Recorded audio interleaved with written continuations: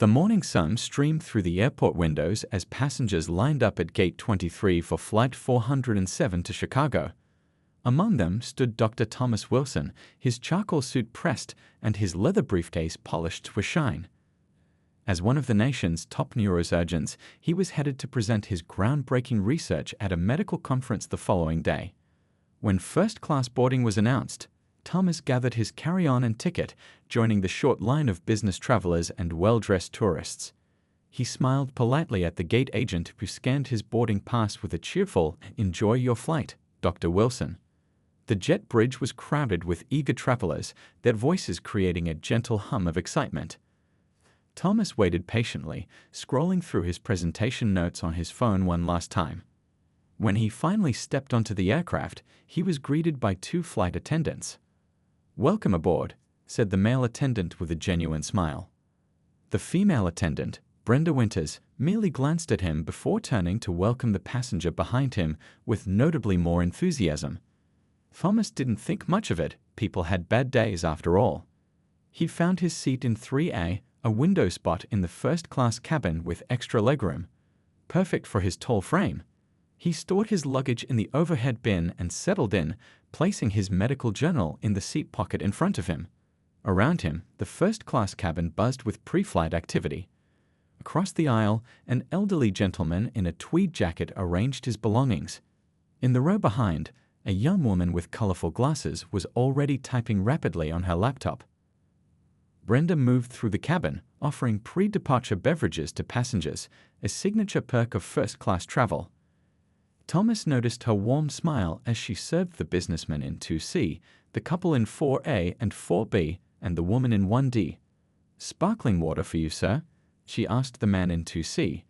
"Orange juice, ma'am?" she offered the couple behind Thomas. When she reached Thomas's row, her demeanor shifted. Her smile vanished, replaced by a tight-lipped expression. She seemed to hesitate, then proceeded past him without offering a drink.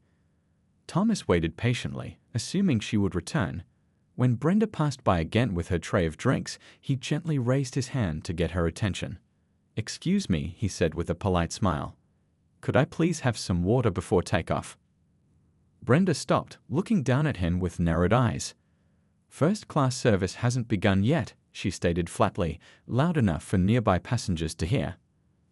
Thomas glanced around in confusion. The businessman across the aisle was sipping his sparkling water. The couple behind him were enjoying their orange juices. "I understand," Thomas replied calmly. "I just noticed others have received their drinks already." "You'll have to wait," Brenda snapped, before walking briskly toward the galley. The businessman across the aisle raised his eyebrows, making brief eye contact with Thomas. An uncomfortable silence fell over their section of the cabin. In seat 2D, a woman named Lily Chen lowered her magazine slightly. As a travel influencer with over 2 million followers, she had a keen eye for unusual situations. She had noticed the interaction, and something about it didn't sit right with her. Discreetly, she took out her phone and began recording. Thomas opened his medical journal, trying not to dwell on the encounter. In his 20 years of frequent travel, he'd experienced similar treatment before. As a black professional, he'd learned to choose his babbles carefully. Today was important. He needed to remain focused on his presentation. The remaining passengers filed in as Thomas immersed himself in an article about recent advances in brain surgery techniques. He didn't notice Brenda watching him from the galley, whispering something to her colleague while gesturing toward his seat. The cabin doors closed with a heavy thunk. The captain's voice came over the intercom, welcoming everyone aboard and announcing their flight time to Chicago. As the safety demonstration began, Thomas couldn't shake the feeling that this was going to be a very long flight indeed. Little did he know just how right he was. 30 minutes into the flight, the seatbelt sign dinged off. Passengers shifted in their seats, some reaching for headphones, others reclining back with books or tablets. The steady hum of the engines created a constant backdrop to the quiet murmur of conversation. Dr. Thomas Wilson rubbed his arms, noticing the cabin temperature had dropped considerably. The air vents above were blasting cold air directly onto him. He looked around and saw several passengers already wrapped in the navy blue blankets provided in first class. When Brenda Winters passed by his seat, Thomas raised his hand slightly. "Excuse me," he said politely. "Could I please have a blanket? It's quite cold." Brenda stopped abruptly. Her eyes narrowed as she looked down at him, then deliberately scanned his seat as if searching for something. "Are you sure you're supposed to be in first class?" she asked, her voice carrying through the quiet cabin. "I need to see your boarding pass again." The businessman across the aisle glanced up from his newspaper. The typing from a laptop behind Thomas suddenly stopped. "I showed my boarding pass during boarding, and when you checked earlier," Thomas replied calmly, though his heartbeat quickened. "But if you need to see it again, it's in my jacket pocket." He reached into his suit jacket and pulled out his boarding pass, handing it to Brenda. She took it between her fingertips as if it might be contaminated, examining it with exaggerated scrutiny. She said, loud enough for nearby passengers to hear. 3A, this seat is often reserved for our platinum members." "I'm a platinum member," Thomas responded quietly. "I fly this route regularly for medical conferences." Brenda's lips pursed.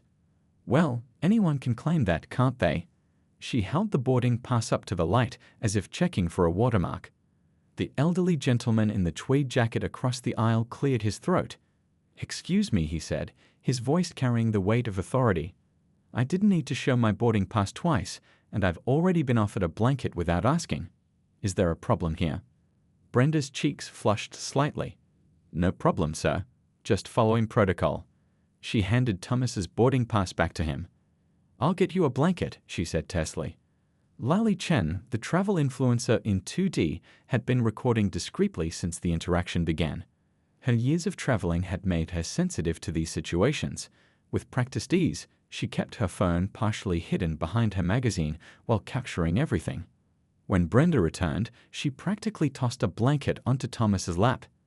"Here you go," she said, her voice dripping with insincerity. "Anything else you need in our first-class cabin today?" The emphasis on "our" wasn't lost on anyone within earshot. The implication was clear. Thomas was an outsider here. Thomas unfolded the blanket and spread it across his legs. "No, thank you," he said, maintaining his composure. "This is fine for now." As Brenda walked away, a young flight attendant named Ray approached from the galley. He stopped at Thomas's seat. "Dr. Wilson, I noticed you're heading to the Chicago Medical Conference. My sister is in residency at Northwestern. Are you presenting there?" His tone was genuinely interested. Before Thomas could answer, Brenda appeared behind Ray, her hand gripping his arm. "Ray, we need you in the galley. Now." Her voice was tight with barely controlled anger. Ray looked confused. "I was just—" "Now," Brenda repeated, pulling him away. Thomas watched them go, then turned to find several pairs of eyes quickly looking away. The tension in the cabin was palpable. The businessman across the aisle gave Thomas a small nod of solidarity before returning to his newspaper. In her seat, Lily stopped recording and immediately began editing the footage. She had captured every moment of the interaction: Brenda's dismissive tone, her scrutiny of the boarding pass, her interruption of Ray's friendly conversation. As a content creator with a platform focused on travel experiences, Lily knew an important story when she saw one. Thomas pulled out his medical journal again, trying to focus on the words rather than the burning sensation of embarrassment and anger building inside him. He'd experienced discrimination before, but rarely so blatantly, so publicly. For now, he would remain calm and dignified. But this wasn't over. Far from it. The flight hit a patch of turbulence, causing the seatbelt sign to flicker on. Thomas secured his belt and tried to focus on his medical journal, but the words blurred before his eyes. The tension in the cabin remained thick enough to cut with a knife. As the turbulence subsided, Brenda's voice suddenly blared over the cabin intercom. "Ladies and gentlemen, we've had reports of some suspicious activity in the first-class cabin. Please ensure your personal belongings are secure and report anything unusual to the flight crew." Several passengers looked around in confusion. The businessman across the aisle frowned, glancing toward Thomas with a look that clearly said, "Is she serious?" Thomas kept his eyes on his journal, his knuckles whitening as he gripped the pages. He knew exactly what Brenda was doing. It wasn't the first time he'd experienced this tactic, creating a cloud of suspicion around the only black passenger in the section. Moments later, Brenda appeared at his side again, this time with a clipboard in hand. "Sir, I need to verify your ticket again, she announced loudly. We have some seating discrepancies that need to be sorted out. Thomas looked up, his face carefully composed. This is the third time you've checked my ticket, he said, his voice steady but firm. Is there a specific problem I should know about? We just need to make sure everyone is in their assigned seats, Brenda replied with a thin smile that didn't reach her eyes. Some people might have misunderstood their boarding passes or perhaps sneaked into first class from economy. A few gasps came from nearby seats. Lily Chen, still recording discreetly, shifted to get a better angle. Thomas took a deep breath. I understand. However, I've been a platinum member with this airline for over 10 years. He reached into his briefcase and pulled out his frequent flyer card and his hospital ID badge. I'm Dr. Thomas Wilson, Chief of Neurosurgery at Memorial Hospital. I'm traveling to Chicago to deliver the keynote address at the International Medical Conference tomorrow morning. Brenda barely glanced at his credentials. Anyone can print fancy cards these days, she said dismissively. I'm just doing my job. The elderly gentleman across the aisle removed his reading glasses. Young lady, I've been watching this entire situation unfold, and I must say I'm disturbed by what I'm seeing. Brenda turned to him with a completely different demeanor. Sir, I assure you everything is under control. We just need to. What I see, the man continued firmly, is a distinguished gentleman being harassed for no apparent reason other than. He stopped himself, but his implication was clear to everyone listening. Brenda's face flushed red. Sir, with all due respect, you don't understand the security protocols we have to follow. Actually, I understand protocols quite well, the man replied. I'm Judge Robert Franklin, retired from the Federal Court of Appeals, and what I'm witnessing here appears to be a clear case of discriminatory treatment. A heavy silence fell over the cabin. Thomas felt a mixture of gratitude and embarrassment. While he appreciated the support, he hated being the center of this spectacle. Brenda's expression hardened.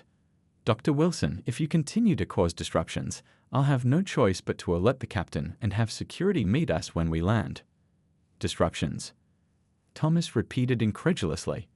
I've been sitting quietly reading my journal. The only disruption has been your repeated questioning of my right to be in this seat.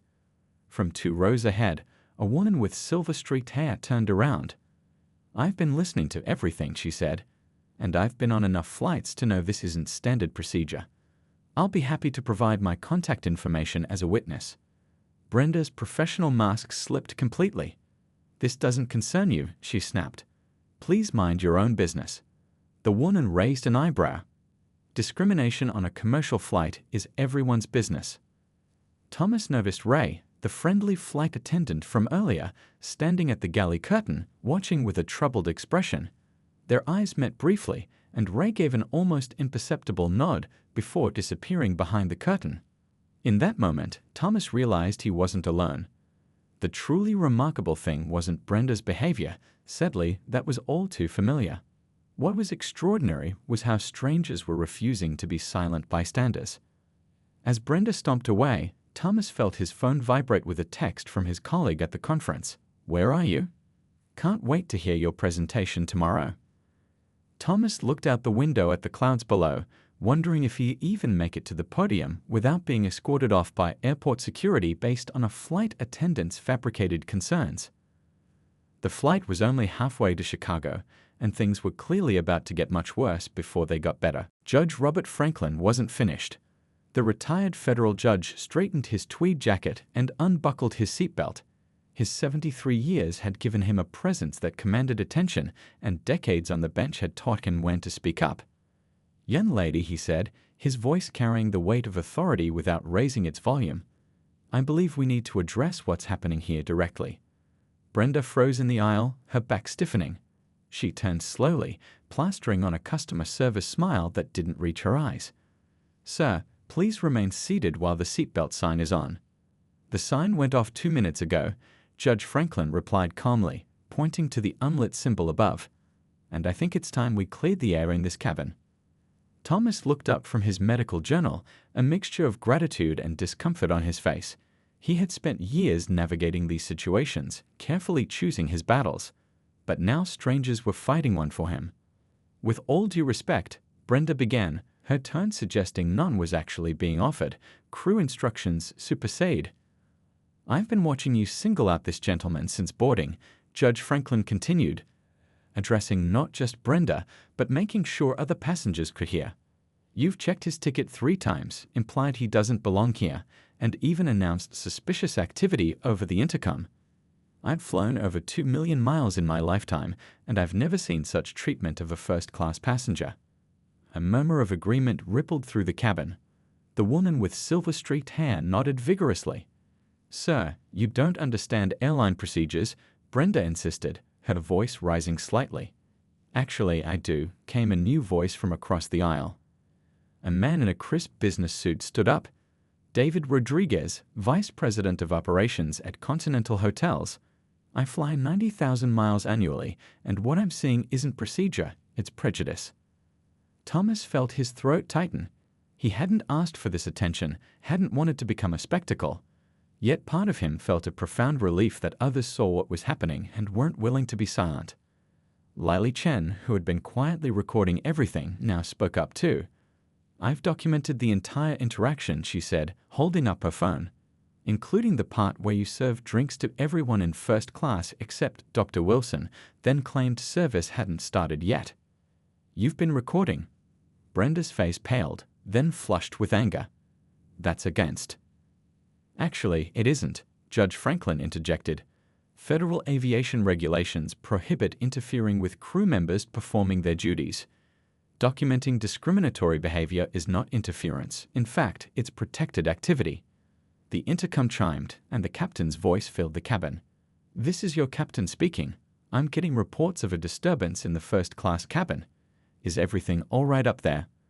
Before Brenda could reach for the phone, Ray appeared from the galley and picked up the handset. "Captain, this is Ray Williams. We're experiencing a situation regarding passenger treatment. I think you should be aware of what's happening." Brenda grabbed for the phone, but Ray turned away, speaking quietly into the receiver. Thomas couldn't hear what was being said, but he saw Brenda's expression shift from anger to shock and finally to something like fear. An older woman seated by the window, who had been quietly observing, now leaned toward Thomas. "My son experiences this too," she said softly. "He's a cardiologist in Boston, 20 years saving lives, and still some people only see the color of his skin." She shook her head sadly. "I'm glad people are speaking up." Thomas nodded, unsure what to say. A complex mixture of emotions washed through him: vindication, exhaustion, appreciation, and a bone-deep wariness that came from having lived through versions of this scene too many times before. Judge Franklin was still addressing Brenda, his tone measured but firm. "I believe the appropriate response now would be an apology to Dr. Wilson, followed by professional service for the remainder of this flight." Brenda looked around at the faces watching her, some angry, some sad, all waiting to see what would happen next. For the first time, uncertainty flickered across her features as she realized she had miscalculated badly. This wasn't just between her and one passenger anymore. The whole cabin was watching, judging, and recording. And the plane was still hours from Chicago. Lily Chen's fingers moved quickly across her phone screen, trimming and arranging the video clips she'd captured. As a travel influencer with over 2 million followers, she knew the power of social media to create change. This wasn't about getting views or likes. This was about accountability. The plane hit another patch of turbulence, causing her to pause. She looked up and caught Dr. Thomas Wilson's eye. He gave her a small nod, a silent acknowledgement passing between them. He hadn't asked for this fight, but she could see in his face that he understood what she was doing. The Wi-Fi icon on her phone showed a strong connection, thank goodness for in-flight internet. She added a simple caption to her video compilation: "Witnessed disturbing discrimination against a black doctor in first class today. This flight attendant checked his ticket 3 times and announced suspicious activity over the intercom. Watch and share. Hashtag traveling while black, hashtag accountability." Her thumb hovered over the post button. She took a deep breath and pressed it. The video began uploading to her Instagram, Twitter, and TikTok accounts simultaneously. A progress bar appeared, slowly filling as the content made its way to her millions of followers. Meanwhile, Ray Williams, the younger flight attendant, made his way quietly to Thomas's seat. He crouched in the aisle beside him, keeping his voice low. "Dr. Wilson, I want to apologize for what's happening," he said, genuine regret in his eyes. "I've reported the situation to the captain, and he's taking it very seriously." Thomas leaned forward slightly. "Thank you. I appreciate that." Ray glanced around before continuing. "The captain has asked Brenda to remain in the galley for now. I'll be taking over service in this cabin." He paused, then added, "If you'd like to file a formal complaint, I can provide you with the necessary information." "I would," Thomas replied quietly. "This isn't about me getting special treatment. It's about making sure this doesn't happen to someone else." Ray nodded and slipped Thomas a card with contact information for the airline's customer relations department. "I've already noted my employee ID on the back. I'm willing to provide a statement about what I've observed." From across the aisle, Judge Franklin watched this exchange with approval. He wasn't the only one. David Rodriguez, the hotel executive, was writing something in his leather notebook. The silver-haired woman had her phone out, apparently making notes of her own. Lily's phone vibrated with notifications. Her posts were going viral already. The video had over 5,000 views in just minutes, with the count climbing rapidly. Comments were pouring in. "This is outrageous. What airline is this? That poor man just trying to fly in peace. I'm Navia flying with them again. Contact info for the airline's corporate offices, anyone?" She quickly added the airline's handle to her posts, ensuring the company would be tagged in every share and comment. The corporate social media team would be seeing this very soon, if they hadn't already. Up in the galley, Brenda stood with her back against the wall, her face pale as she spoke with the lead flight attendant. Through the partially open curtain, she could see passengers in the cabin watching something on their phones, then looking up at her with disapproving glances. The lead flight attendant's phone buzzed with a message. She read it, her expression growing serious. "Corporate is calling the cockpit," she said to Brenda. "The video is everywhere." Brenda's hands began to shake. "What video? What are you talking about?" Just then, a notification appeared on her own phone. A message from a coworker on another flight. "Is this you?" Video going viral of FA harassing black doctor in first class. Back in his seat, Thomas sipped the fresh coffee Ray had brought him, feeling a strange mix of emotions. He hadn't wanted to become a social media sensation. Tomorrow, he was supposed to present breakthrough research that could help thousands of patients with traumatic brain injuries. That should have been his focus today, not dealing with this humiliation. And yet, as he glanced around at the strangers who had become unexpected allies, he felt something else too: hope. People were watching, speaking up, documenting. Maybe things were changing, even if slowly. Lily caught his eye again and gave him a thumbs up. Her phone screen showed the video views had now passed 50,000. And the plane was still only halfway to Chicago. The airplane's social ecosystem had completely transformed in the span of 30 minutes. What began as isolated seats filled with strangers had become an interconnected community, buzzing with shared purpose and quiet conversations. In the galley, Brenda's phone wouldn't stop vibrating. Messages poured in from coworkers, friends, and even family members who had somehow already seen the viral video. Each notification made her jump like tiny electric shocks. Her hands trembled as she tried to type a response to her supervisor, who was demanding an explanation. "It's being taken completely out of context," she typed, then deleted it. Nothing she could say would match what thousands of people were already watching with their own eyes. The lead flight attendant, a veteran with 22 years of experience, stepped into the galley. Her face was a careful mask of professionalism, but her eyes revealed her disappointment. "The captain needs to speak with you," she said quietly. "He's received communication from headquarters." Brenda's stomach dropped. "Can't you tell him I'm busy with meal prep?" "That won't work, Brenda. Ray is handling the service now." The lead flight attendant's tone left no room for argument. "Corporate social media is blowing up. The video has over 100,000 views already." Brenda felt the blood drain from her face. "But my side of the story will be heard during the formal review," the lead attendant finished for her. "For now, the captain has instructed that you're to remain in the crew rest area for the remainder of the flight. Ray will cover first class, and I'll handle the forward economy section. In the main cabin, Passengers were passing phones around, showing each other the video that was rapidly spreading across the internet. The comments section on Lily's posts had exploded with thousands of responses, many from people sharing similar experiences. Thomas noticed a teenage girl a few rows back looking at him, then quickly glancing away when their eyes met. She leaned over to whisper something to her mother, who nodded and gave Thomas a supportive smile. It was strange being the subject of so much attention when all he'd wanted was a peaceful flight to prepare for his presentation. Judge Franklin had moved to an empty seat beside Thomas, legal pad in hand. "I've written down my observations and contact information," the judge explained, tearing off a sheet and handing it to Thomas. "Robert Franklin, retired from the Ninth Circuit Court of Appeals. I've witnessed enough discrimination cases to recognize one when I see it." Thomas accepted the paper with gratitude. "Thank you, Judge.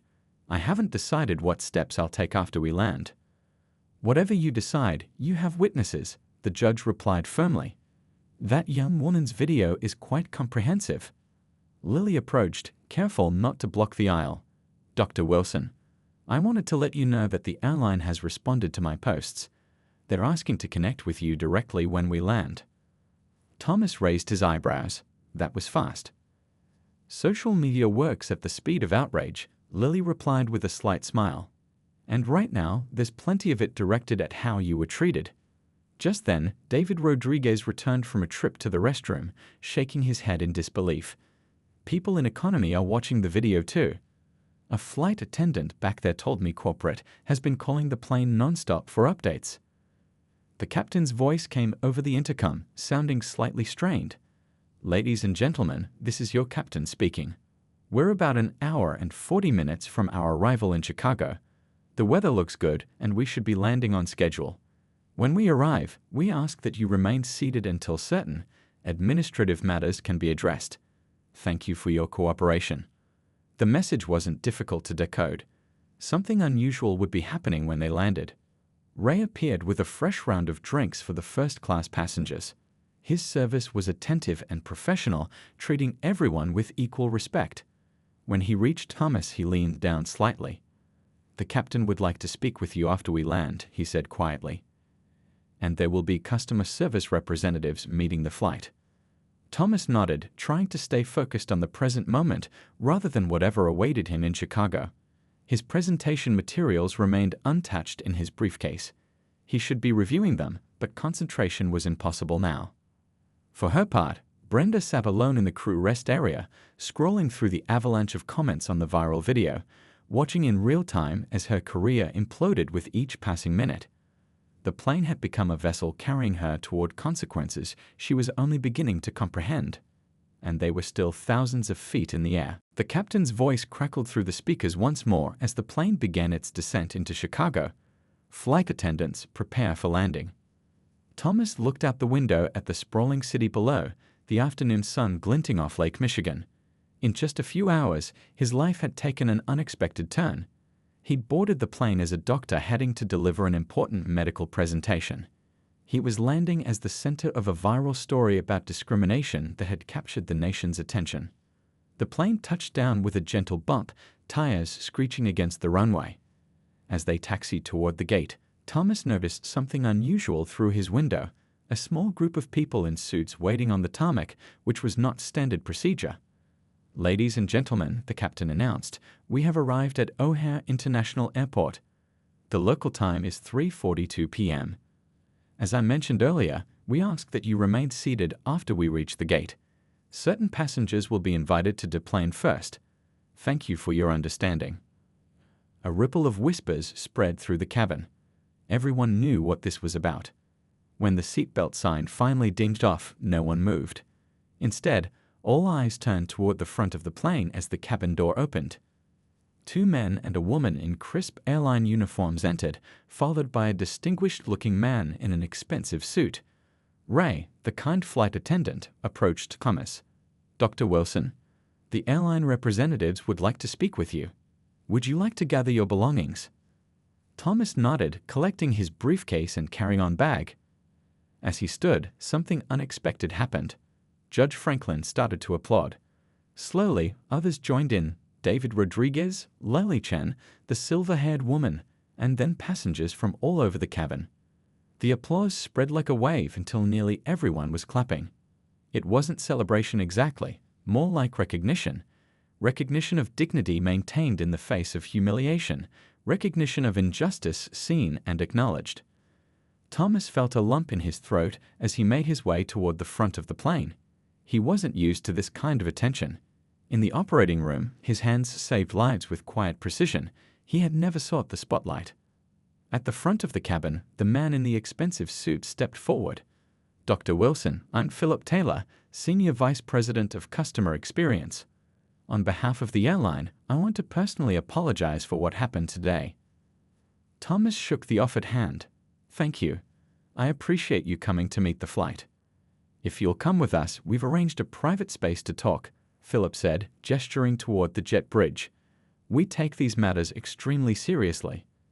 As Thomas followed the executives off the plane, he caught a glimpse of Brenda standing in the galley, her face ashen as another airline official spoke to her in hushed tones. Their eyes met briefly.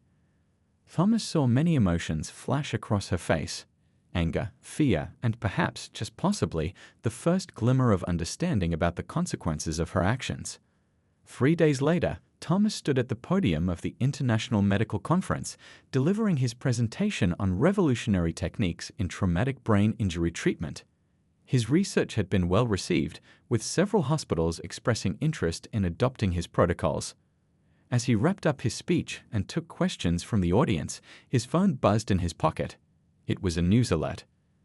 The airline had just released a public statement addressing the recent incident of discrimination aboard Flight 407. The statement announced the termination of a flight attendant for violation of company policies and unveiled a new comprehensive anti-bias training program for all staff. What caught Thomas's attention, however, was the final paragraph.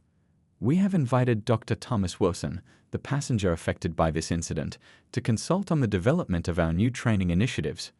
We believe his perspective and expertise will be invaluable in creating meaningful change within our organization." Thomas hadn't yet decided if he would accept this invitation. His schedule was already packed with surgeries, research, and teaching. But as he looked out at the audience of medical professionals hanging on his every word, he realized something important. Sometimes expertise meant nothing without empathy, and sometimes the most important lessons came from the most unexpected situations. Perhaps this was an opportunity to turn an ugly moment into lasting change, not just for one airline, but for the countless passengers who would board their planes in the future. Sometimes justice landed even before the plane touched down, but the real work of change continued long after everyone had gone home.